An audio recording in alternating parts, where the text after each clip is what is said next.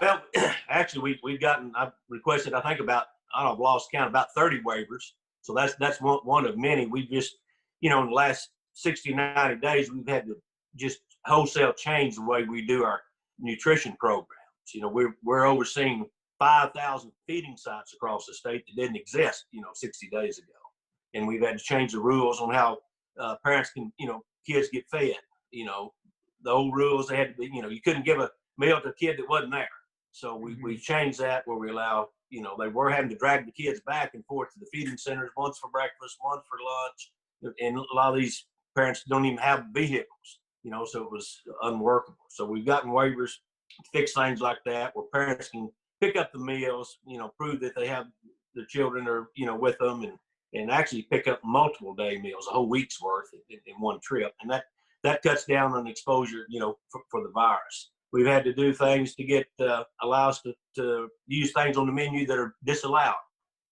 One instance is we could only serve 1% milk to the kids.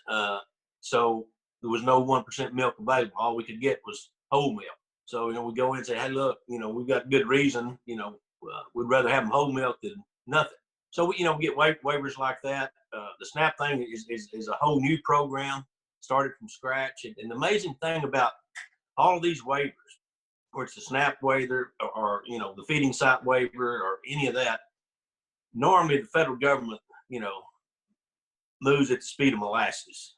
But we were getting those waivers turned around in 2 to 3 days tops. So that what was most impressive about this, how nimble and how quick United States Department of Agriculture, the Trump administration, could flip these things and turn it around and let us do our job. This specific the $1 billion here through SNAP. How does that kind of work? Will people it'll be up to $285 a family or a kid? How does that work? That's true, and that we will oversee that. We don't actually, not the one that actually issues a check on that. That'll come from the federal guys. But our job is to be the auditors, to make sure that there's no theft or corruption or graft, in the program, that the program is not abused, because that's taxpayer dollars, and we're very, concerned about, things like that happening. So we're the agency that's given charge to oversee that program, to make sure it's run properly, efficiently, and delivered to the public. Yeah. But it's money coming from the feds, right? Yes, this is federal money. It's actually taxpayer money. But it's coming out of the federal treasury. It's not a state program. Sure. Well, I know you've been driving to a lot of these rural areas over the past 8 weeks, trying to help implement a lot of this yourself or oversee it.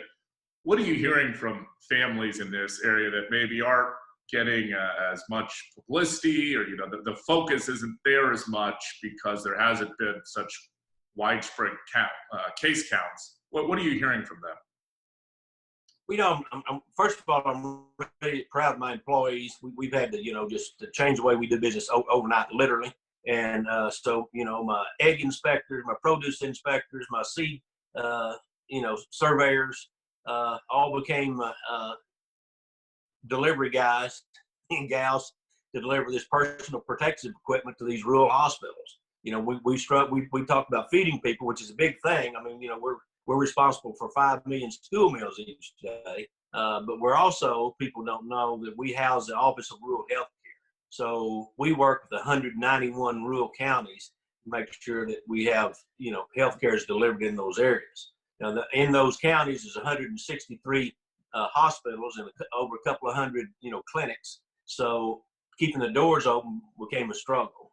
At one point, 60 of those 163 hospitals had less than 30 days cash, and we've had one file bankruptcy already. Oops, I think we lost your picture there. Hang on, somebody's calling in. Let me see if I can stop them. Hang on a minute. All right. So you mentioned the speed at which the federal government has moved on some of these waivers. Do you think the federal government is doing enough? We're going to know that, somewhere down the road, how we handle this situation. But for right now, yes, they've basically done everything I asked them to do. So they really haven't turned me down on anything, but I don't send them anything that's crazy, wacko ideas. It's all simple cowboy logic. When we ask for something, we need it, and we haven't abused that or even tried to abuse that. We want the best delivery of the food system, the healthcare system that we can possibly provide here in Texas. So we put the citizens of Texas first, and we haven't asked for anything we hadn't needed. Yeah. The governor obviously has been moving through these reopening phases. And I know a lot of these, the smaller counties or counties where there's 5 or fewer cases, they're moving at a little bit quicker of a pace. I'm just curious, what have you heard from business owners in those communities about wanting to reopen and just kind of their feelings on how this virus, which obviously can spread anywhere, but has really been focused in more urban areas. I'm curious what you're hearing from rural business owners or farmers or ranchers. Well, it's, the biggest complaint, I guess, and I'm not a negative person, but since you asked, is that our system that we have in place kind of picks winners and losers. One store can open up, one can't, but they sell the same products. You got a guy that owns a mattress store and he sells sheets and pillowcases. Well, he's shut down. But if you want sheets and pillowcases, you can go right over to Walmart and buy what you need. So, it's things like that. It's not parity. It's really an uneven system. Of course, we had to throw it together, quickly. But when we get through this, we need to sit down and figure out something that's more equitable. I don't, there's just so many examples we could go on all day, and you probably heard some of them out there. That's the problem that everybody's complaining about. You talked earlier about schools and kid lunches. In a lot of these rural areas, like you were talking about, not only can a school lunch be their, best meal of the day, but for a lot of people, this is kind of a lifeline, isn't it? It is, unfortunately, but you're right. We have certain areas of the state, where we're, feed all the kids. I mean, a free and reduced lunch. I mean, it's a poverty-stricken area. I mean, there's not a way to paint a pretty picture about that. It is what it is. Sonny Perdue, Secretary Perdue, and myself have a philosophy that no one goes hungry on our watch. So we try to make sure that those kids are fed and that no one goes hungry. There's no reason. We have plenty of food, plenty of infrastructure to make sure that none of these kids go to bed hungry at night. And I think it's important to point out these are healthy meals. They are very healthy meals, and that was kind of ironic you bring that up. That was the problem when I became commissioner, is that they were so healthy. We had healthy trash cans instead of healthy kids. No one would eat it because it tasted like cardboard. Right.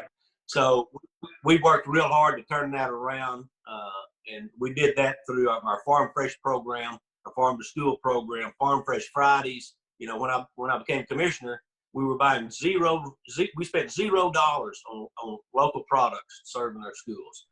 Last year, our schools bought over $60 million worth of local product. Now, that's good for the farmers, but it's also great for our children because it's never flash frozen, no added dyes, no preservatives, no salt. It's cooked fresh. And guess what? It doesn't go in the trash can. They eat it, and they like it because it tastes good. So that's kind of how we fought that battle. We've had to change the mindset. And we don't mandate that. I don't do mandates. We work with them. We use the carrot and the stick. And when now, it was slow start. Change is always slow, especially in a governmental entity. But we have over half our schools now participating in our Farm to School program and serving some type of locally sourced food in their lunchrooms. I know you're not you're not in the teaching system per se, but you have a pulse on what a lot of these schools I think are thinking, and in these rural areas. Do you think kids will be back in the classroom soon, or do you think these types of programs that you've had to kind of do on the spur of the moment will be here for a while to come? We're probably going to go. We're at the under the guidance of the USDA. So whatever the federal government decides, we need to be doing about our feeding programs, that's the course we'll follow. Personally, I think we're going to keep doing these programs for a while until we get our economy back up and rolling for sure. I think we'll be able to open schools in the fall. Common sense says, June, July, August, September, when those 100-degree days, 90-degree days get here, this virus is going to probably be non-existent. Some say we might have a flare up in the fall, and we possibly could. If we do, we'll deal with it. We'll know how to deal with it better, having gone through this. And this, by the way, this is not all that unusual for the Department of Agriculture. We respond to emergencies, whenever we have a hurricane on the coast. We make sure that the shelters are all supplied with food and commodities. The last one we have set up, I think, 74 animal shelters. People think about sheltering themselves, but the animals, the pets, and the livestock have to, be taken care of too. So, but what was different about this one, those hurricanes are usually 10 or 12 counties. This was all 254. It was on a scale that we had never, ever seen before. Area food banks, we didn't talk about that, but we work very closely with them. Their business is up 70%. So we've started, we have a program where I can pay to have the excess produce that the farmers would be flying under down in South Texas, cabbage and things that are coming off, and we can pick that up and take that to the 21 area food banks and help keep them supplied. That's just enough. There's many facets to this, really. Yeah. So in your experience, all the tentacles that are tied to the nutrition. In your experience, you had never seen anything like this. No, we've seen it on a smaller scale, like with a tornado will hit a community when we come in and do what we're doing now, set up feeding sites, but never on the scale of, the whole state or the whole nation.